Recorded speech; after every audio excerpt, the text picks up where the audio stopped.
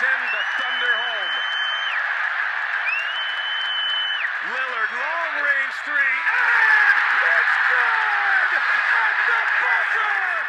The date is April 23rd, 2019. The Portland Trail Blazers are trying to close out a first-round series win during this Game 5. While the Blazers were the 3 seed and the Thunder were the 6 seed in this series, these teams were within 4 games of each other.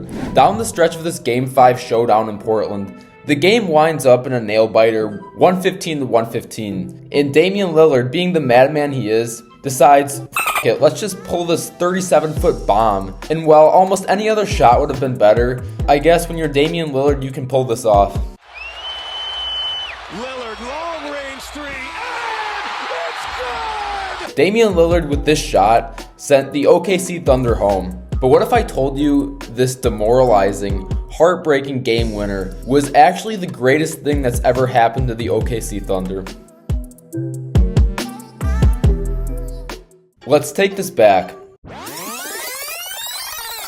No, I mean, let's really take this back. The origins of the story date all the way back to this magical day in the summer of 2016, the 4th of July. This is when Kevin Durant broke the hearts of NBA fans and signed with the Warriors, completely ruining the balance in the NBA, creating quite possibly one of the most stacked teams of all time. And the Thunder suffered immensely. While the record only dropped 8 games from 2016 to 2017, it was pretty clear that without Durant, the OKC Thunder were nowhere near a contending team. Going from a team that took the 73-9 Golden State Warriors to 7 games in the conference finals, to a team that got gentlemen swept by the James Harden Rockets in the first round next year. So clearly this roster wasn't going to work, and they decided to make some moves during the offseason. On July 6, 2017, OKC traded Domantas Sabonis and Victor Oladipo to the Pacers in exchange for superstar Paul George. And about 1 month before the season started, Doug McDermott and a 2018 second-round draft pick, which turned out to be Mitchell Robinson, to the Knicks for Carmelo Anthony, a bona fide bucket getter at the time. This roster was officially a super team that was actually starting to scare teams in the West.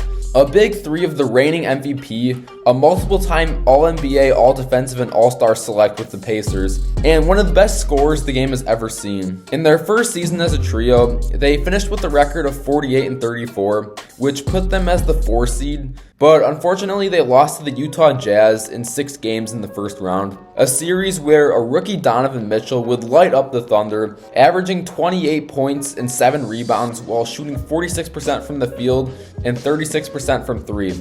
This series was a huge letdown for the potential this trio had, but there was always next year. In the 2018 offseason, the Thunder traded away Carmelo Anthony in a 3-way deal that sent Melo to the Hawks, while the OKC Thunder got Dennis Schroeder. In the 2018 and 19 season, the Thunder had a very similar regular season, a record of 49-33. However, this was only good enough to put them as the 6th seed. This team was looking promising. Russell Westbrook was averaging a 23-point triple-double, Paul George was averaging 28 points, 8 boards, and 2 steals, and players like Steven Adams, Jeremy Grant, and Dennis Schroeder were all making good contributions around the Stars. And unfortunately, you know what comes next in the story. Lillard, a chance to send the Thunder home. Lillard, long-range three, and it's good! At the buzzer! Yeah, this single shot killed this OKC roster. The Oklahoma City Thunder lost in 5 games in this first round series to the Blazers in a Damian Lillard statement series where he averaged 33 points on 48% from 3 with 54 attempts during the whole series. Dame and CJ McCollum combined for over 67 points a game this series. This Thunder roster was officially done after this series, and OKC better be thanking Portland that they took him out this early, because this single shot set off a series of chain events that OKC couldn't be more happy for. On July 10th, 2019, the OKC Thunder made the biggest trade of their franchise's history. On this day, they traded their superstar Paul George for a player you may have heard of before. Yeah, Shai Gilgeous-Alexander, the current second-place player on the MVP ladder in 2024. They also got Danilo Gallinari an unprotected first-round pick in 2021, who they picked Trey Mann, a 2022 unprotected first-round pick, which they picked Jalen Williams, a 2023 first-round swap with the Clippers, a 2024 unprotected first-round pick, a 2025 protected first-round pick, a 2025 first-round swap with the Clippers, and a 2026 unprotected first-round pick. The Los Angeles Clippers pretty much sold their team's future away for Paul George, but at this time, the trade made a lot of sense for LA. The Clippers were looking to get at Kawhi Leonard, and Kawhi would only go to LA if Paul George was there, so trading for Paul George was like a two-man package with Leonard. At the time, the guy led the Toronto Raptors to a championship his very first year there, so getting him and Paul George for some picks and young players was almost a no-brainer for the Clips. While Los Angeles saw the fruits of their labor blossom right away, the Thunder had to be patient to see their results. Later that offseason, the Thunder traded away Russell Westbrook to the Rockets for Chris Paul and 4 more draft picks. Yeah, OKC was swimming in draft picks. And weirdly enough, despite trading both Westbrook and Paul George, the Thunder with Chris Paul, a second-year SGA, and other young pieces were actually a lower seed in 2020 than they were in 2019, finishing as the 5 seed. They even took the James Harden Rockets to 7 games in the first round. After this season, they traded away CP3 for some role players and yet another draft pick. So from late 2020 to early 2023, the Thunder were in complete rebuild mode, fully relying on their young guys and their unlimited draft picks. And speaking of their draft picks, of the 15 draft picks the Thunder had from 2020 to 2023, I think it's safe to say that they capitalized off the draft. In 2020, nothing really happened for the Thunder.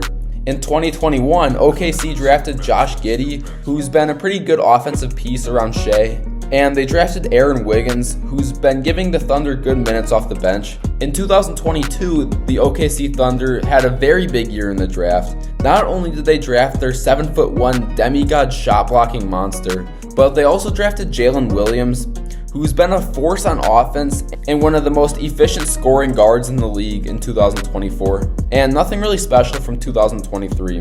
The OKC Thunder literally pulled off one of the greatest rebuilds of our generation. The Thunder made one of the greatest deals of our era, not only for the present day situation of this team by getting Shea, but also supporting their future. And with all the draft picks they received, they've made consistently good picks. And what's really crazy is this team is in a neck-and-neck battle for the number 1 seed in a very competitive Western Conference, and this team is still young as When looking at the last 20 NBA champions, go ahead and take a guess at the average age of these teams. If you guessed 28.4, you would be correct, the youngest of which is the 2023 Denver Nuggets at 26.6, and the oldest is the 2011 Mavericks at 30.9. And do you know how old the Thunder actually are, on average? 23.2 years old. They're tied for the youngest team in the league right now, and most of the teams around their age are absolutely horrendous, or at least not title contenders like the Thunder. If OKC won the 2024 NBA Finals, they would be 5.2 years younger than the average winner.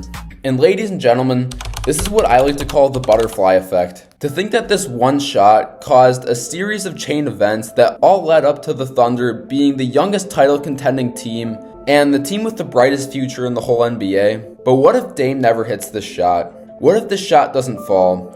What if Paul George and the Thunder steal this closeout Game 5 from Portland, win a Game 6 on their own court, and with the momentum on their side, win a Game 7, and then go on to beat an extremely young Denver Nuggets squad in the conference semifinals? With this success under the Russ and PG-13 duo's belt, do they think twice about blowing up the team and instead opt in to run it back with the same roster, only to inevitably learn the same lesson they learned in 2019, that this roster was never truly a title contender, and proceed to ruin the future of Oklahoma City by further tanking the trade value of their star players, therefore making it that much more difficult to acquire young star talent? So this shot right here, this was the greatest thing that could have ever happened to the Oklahoma City Thunder.